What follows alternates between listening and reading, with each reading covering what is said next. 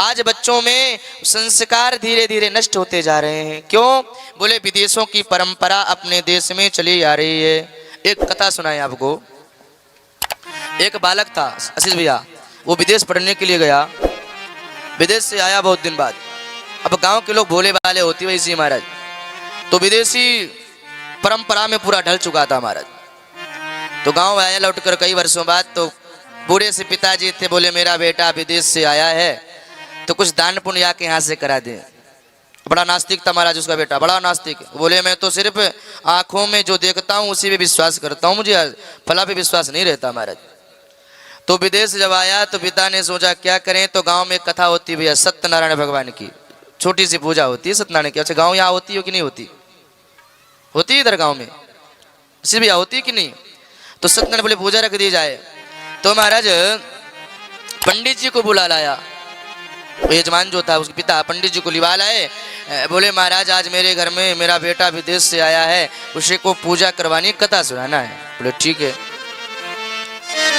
अब पंडित जी क्या किए, एक सुपारी लेकर के सुपारी के गणेश जी बनाए। अच्छा ये परंपरा होती है, हमारे आचार्य जी भी सुपारी गणेश जी बना लेते हैं। फिर मंत्राधीन से देवता, मंत्रोक्तीन देवता है तो आवाहन कर्म में स्थापना की जाती है।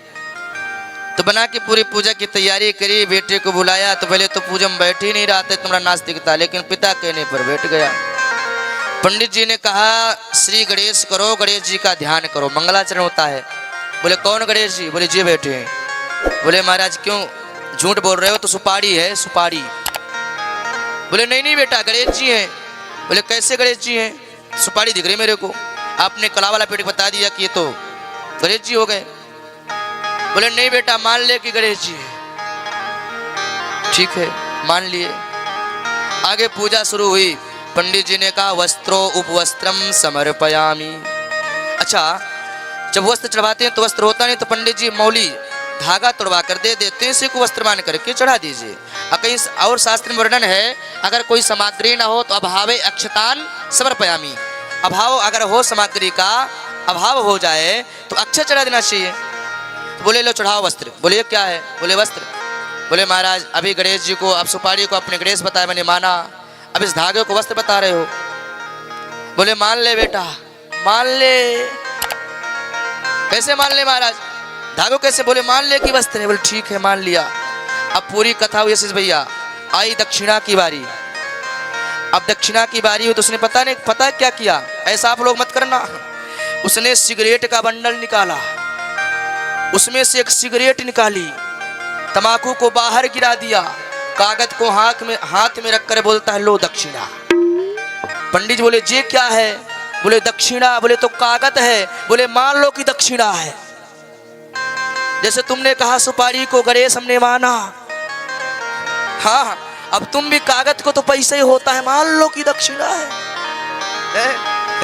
विचार करिए। तो ऐसी नास्तिकता आज के समाज। अच्छा हमारा कहने का तात्पर्य यह है कि आज समाज में विकृतियां क्यों फैल रही हैं? इसलिए क्योंकि हम अपने बच्चों को उत्तम संस्कार नहीं देते हैं, संस्कार पर ढालते नहीं हैं। इसलिए मैं प्राय एक बात कहता हूँ, हमारे आरएसएस का एक विद्यालय है सरस्वती शिशु विद्या मंदिर, उसमें आज भी ये संस्कार जीवित हैं उस परंपरा के। लेकिन अन्य विद्यालयों में जाओ तो सब नष्ट हो गए महाराज।